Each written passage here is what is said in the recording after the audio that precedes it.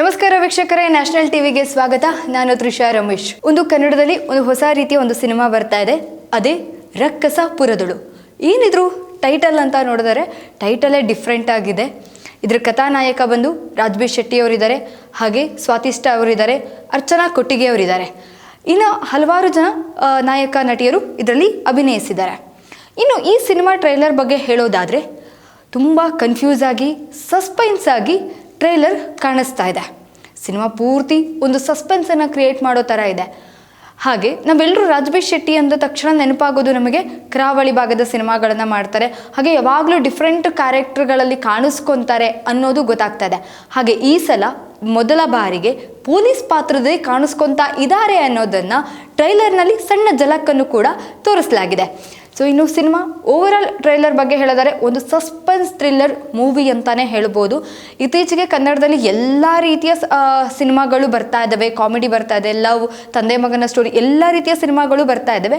ಈ ಸಲ ಒಂದು ಸಸ್ಪೆನ್ಸ್ ಥ್ರಿಲ್ಲರ್ ವಿತ್ ಪೊಲೀಸ್ ಇರುವಂತಹ ಸಸ್ಪೆನ್ಸ್ ಥ್ರಿಲ್ಲರ್ ಮೂವಿ ಬರ್ತಾ ಇದೆ. ಎಲ್ಲರೂ ಪಾತ್ರನೂ ಕೂಡ ತುಂಬ ನಿಗೂಢವಾಗಿ ಇಡಲಾಗಿದೆ ಟ್ರೈಲರ್ನಲ್ಲಿ.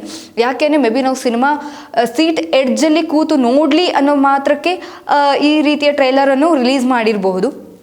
ಇನ್ನು ಟ್ರೈಲರ್ ಇನ್ನೂ ವಿಷಯಗಳನ್ನು ಹೇಳೋದಾದರೆ ಒಂದು ಫ್ಯಾಮಿಲಿ ಎಂಟರ್ಟೈನ್ಮೆಂಟ್, ಹಾಗೆ ಒಂದು ಸಸ್ಪೆನ್ಸ್ ಥ್ರಿಲ್ಲರ್, ಹಾಗೆ ಕಾಮಿಡಿ ಎಲ್ಲದೂ ಕೂಡ ಮಿಕ್ಸಪ್ ಆಗಿ ಕಂಪ್ಲೀಟ್ ಪ್ಯಾಕೇಜ್ ಇರುವಂತಹ ಸಿನಿಮಾ ಅನ್ಬೋದು ಟ್ರೈಲರನ್ನು ನೋಡಿದಾಗ.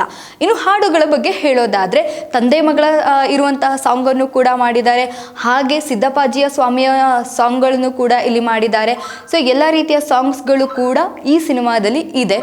ಸೊ ಇನ್ನು ಟ್ರೈಲರ್ ನೋಡಿದಾಗ ಅನಿಸಿದ್ದು ಇಷ್ಟೇ, ಕನ್ನಡದಲ್ಲಿ ಒಂದು ಹೊಸ ಅಲೆಯನ್ನು ಎಬ್ಬಿಸೋಕೆ ರಕ್ಕಸ ಪುರದಳು ಅಂತ ಹೇಳಿ ಸಿನಿಮಾ ಬರ್ತಾ ಇದೆ ಅಂತ.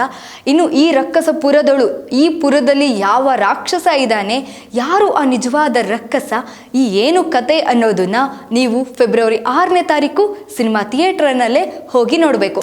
ಫೆಬ್ರವರಿ 6ನೇ ತಾರೀಕು ರಕ್ಕಸ ಪುರದಳು ಸಿನಿಮಾ ರಿಲೀಸ್ ಆಗ್ತಾ ಇದೆ. ಸೊ ಇನ್ನು ಟ್ರೈಲರ್ ಕೂಡ ನೀವು ಒಂದ್ಸಲ ಹೋಗಿ ಚೆಕ್ ಮಾಡಿದ್ರೆ ನಿಮಗೆ ಕೂಡ ಗೊತ್ತಾಗುತ್ತೆ. ಧನ್ಯವಾದಗಳು.